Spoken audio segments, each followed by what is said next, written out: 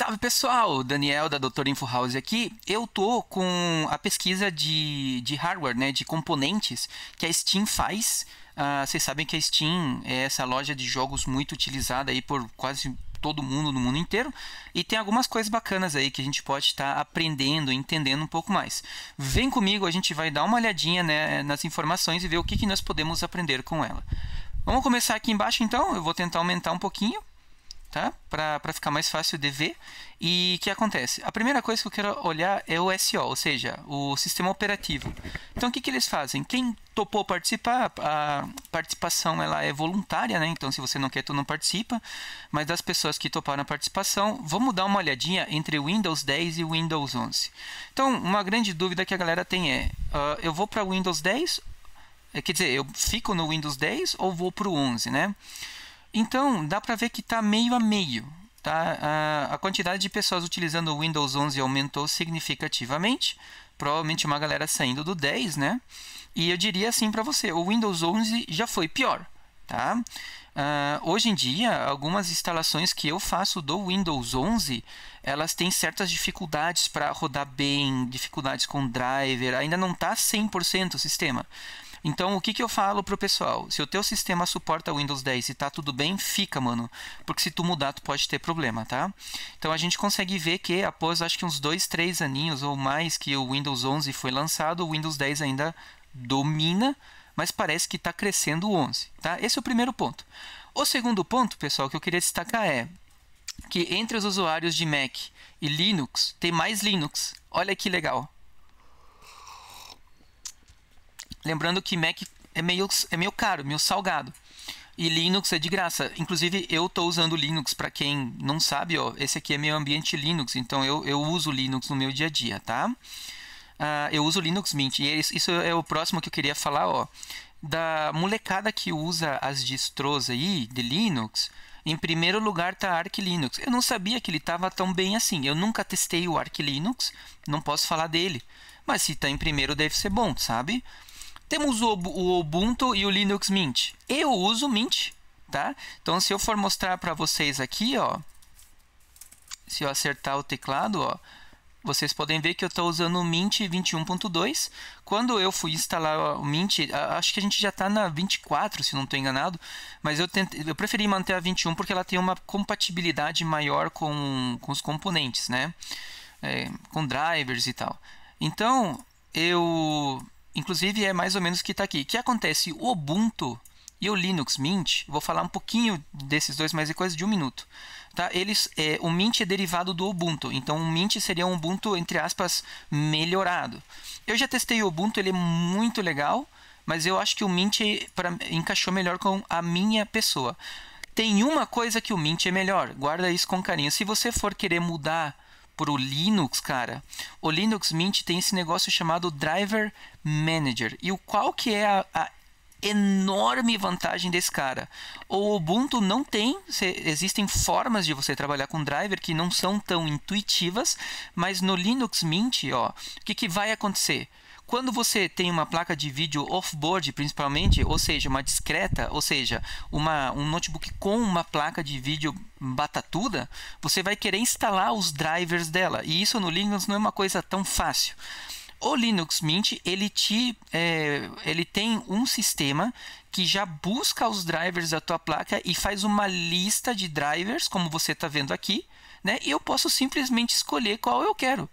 Olha que legal, por exemplo, já tem o driver 545 disponível, porém ele me recomenda o 535, que é o que eu estou usando agora. Por quê? Porque a 535 provavelmente já passou por uma bateria de testes e tem a sua compatibilidade garantida ou verificada, enfim. Se você quiser usar também um driver open source, ele te deixa. Então é muito fácil, você clica no driver que você quer, clica em aplicar, espera um pouquinho, reinicia e acabou. É assim de simples. Então, o Linux Mint, um dos motivos que eu escolhi ele foi por isso, tá? A gente segue agora. Vamos analisar a quantidade de RAM que a galera que participou respondeu. O que acontece? Quando eu monto computadores, eu falo para o pessoal que o mínimo que você tem que colocar é 8 GB para escritório. Ou seja, para não ser o computador gamer, 8 é o mínimo para você usar e brincar. 8 GB representa 10%, um chorinho. A grande maioria do pessoal está com 16 GB, que é o que eu uso hoje também. O ponto ótimo, o melhor custo-benefício hoje é 8 GB. 2 pentes de 8 em geral. 2 pentes de 8 você já pode ser considerado gamer e você consegue fazer praticamente tudo. A menos que você seja tipo usuário de programas muito pesados, coisas específicas, 16 é suficiente para você. Né? Os usuários mais exigentes vão para 32. Aqui um detalhe. Repare no seguinte, você tem mais pessoas com 32 GB do que 8. Então, o que acontece? Isso quer dizer que a grande maioria das pessoas que participaram dessa pesquisa tem um certo poder aquisitivo para ir para 32 GB, tá?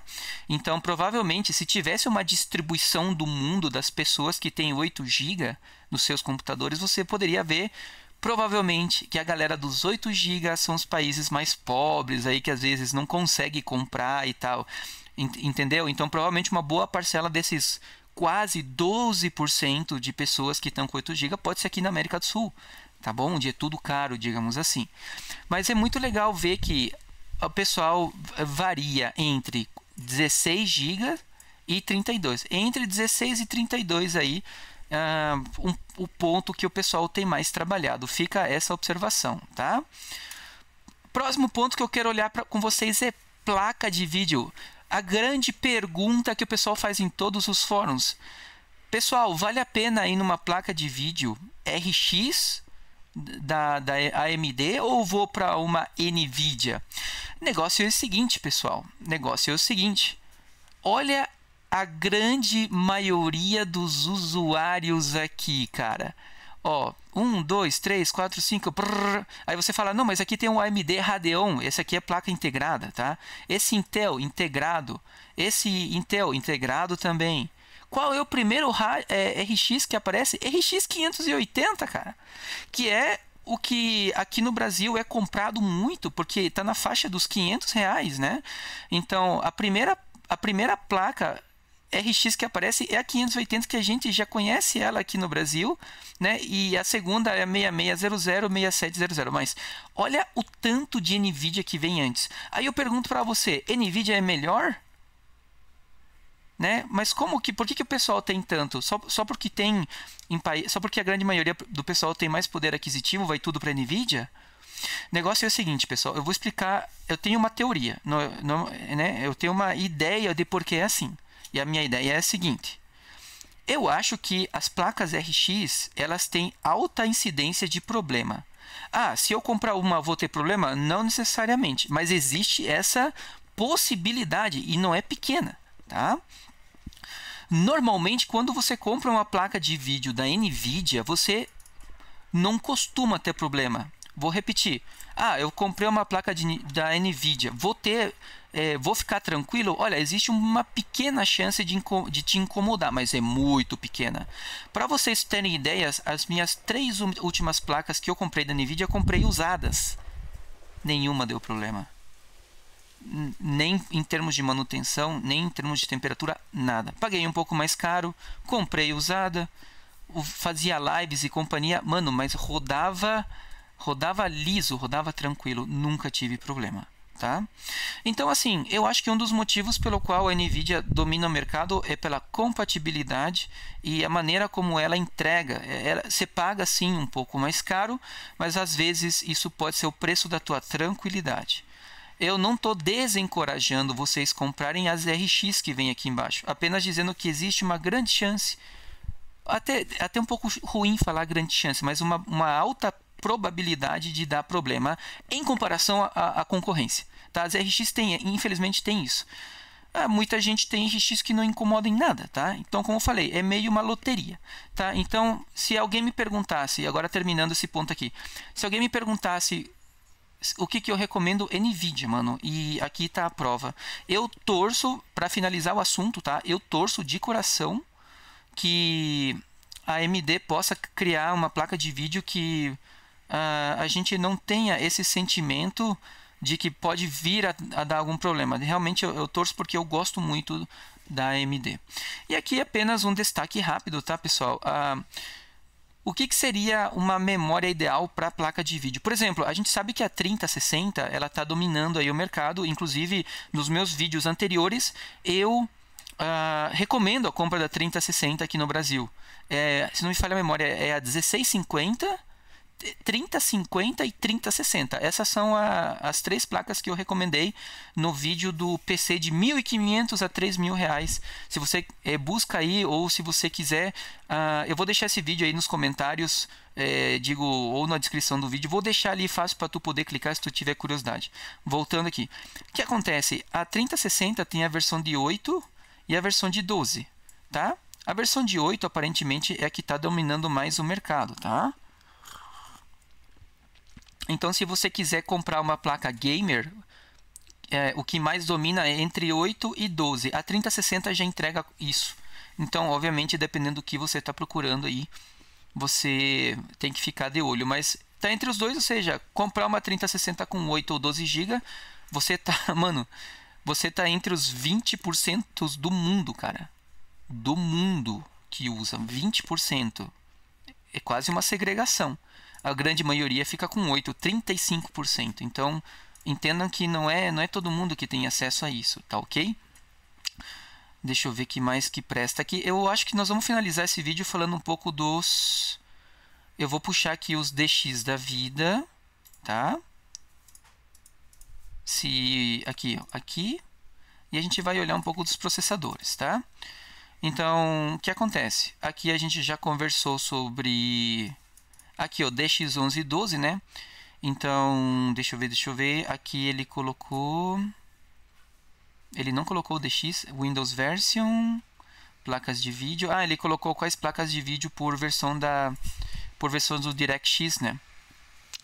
Isso aqui só reflete aquilo que a gente tinha conversado. Não vou entrar em detalhes. É aqui que eu queria mostrar para vocês, ó. Diferente das placas de vídeo, a AMD, os processadores Ryzen... Desculpa, os processadores AMD, eles têm 30% da fatia do mercado, tá? E o Intel 66. Eu diria para vocês que os processadores AMD, hoje eu aconselho, eles são bons, tá? Tem alguns detalhes, eles esquentam um pouco mais, talvez não tenham um gerenciamento de energia tão eficiente, mas eles entregam muito bem, tá? E eles conseguem desempenhar muito bem. Normalmente eu gosto de montar PCs AMD quando a gente fala em custo-benefício, porque eles funcionam de forma muito boa. Nunca tive problema com processadores AMD, nunca. Alguns cuidados que eu passo como técnico aí para a galera são importantes, e eu diria para vocês que a galera que está comprando AMD aumentou. Em relação a isso, a gente não tem aqui os modelos. Seria tão legal ver, né, quais são os modelos que o pessoal tá comprando, tá ligado? Tipo, ver uma distribuição do tipo do teu processador. Eles não fazem essa segregação. Eu adoraria.